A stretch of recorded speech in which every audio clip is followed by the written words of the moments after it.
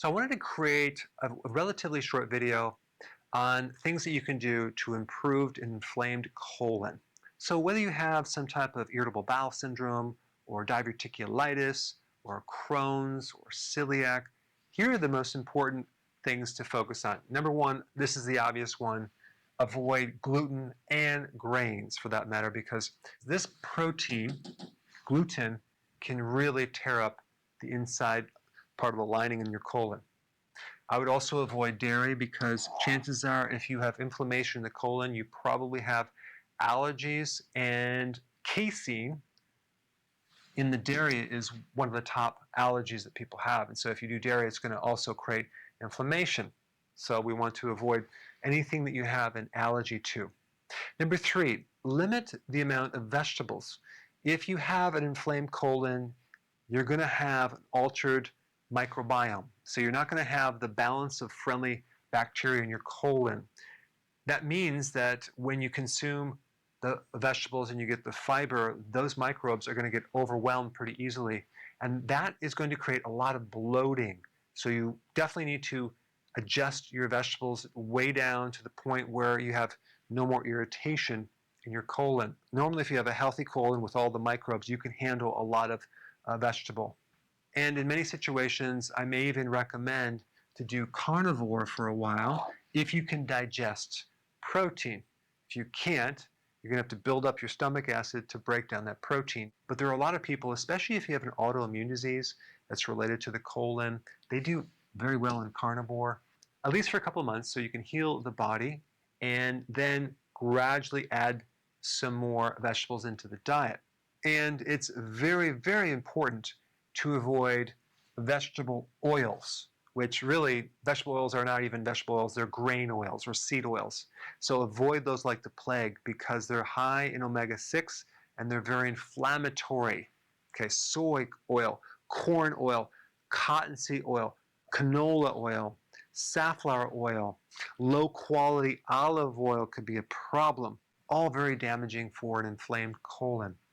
And of course, the obvious, don't consume alcohol or smoke.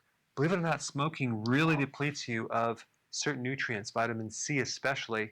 And so when you don't have that antioxidant in your body, you get more inflammation.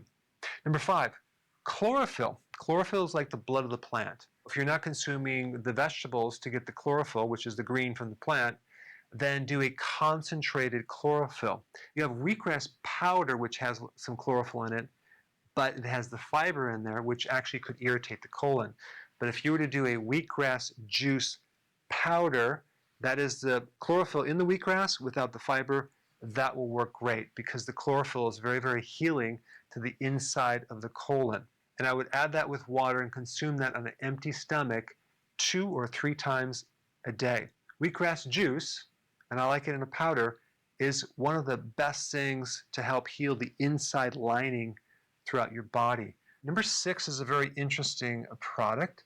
You're going to have to look up the brand, but actual intestines with stomach. This is a supplement. It's from grass-fed cows. But if you have an inflamed colon, chances are you may have some type of autoantibodies, antibodies that are attacking your own tissue. And what this product will do, it will greatly help you. When you consume it in a capsule form, when it hits the stomach, the antibodies will go after that as a decoy and leave your intestines alone. And it's going to give you a lot of relief. So I would start out taking 1 capsule right before bed. Number 7, purified bile salts. Very, very important. Your liver makes primary bile salts and your microbes make secondary bile salts. So if there's some type of inflammation in your colon, you're going to also have a problem recycling bile salts. So you're usually going to be deficient. Bile salts are necessary to keep the junctions of your colon tight and secured to prevent leaky gut. But bile salts can really help to regulate the balance of microbes in your gut. And they really seem to help people with an inflamed colon as well as people that have constipation. It keeps things flowing through the liver and the gallbladder and the intestines. Okay, number 8, this is like essential fasting, vitally important.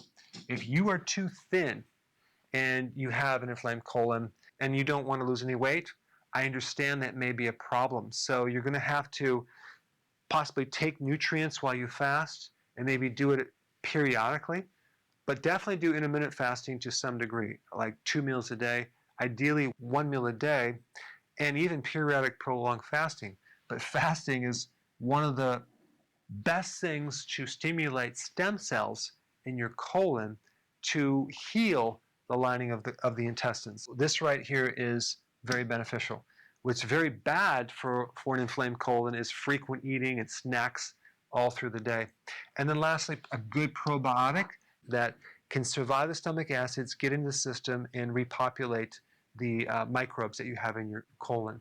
There you have it. And if you have not seen my video on digestion, I put it up right here. Check it out.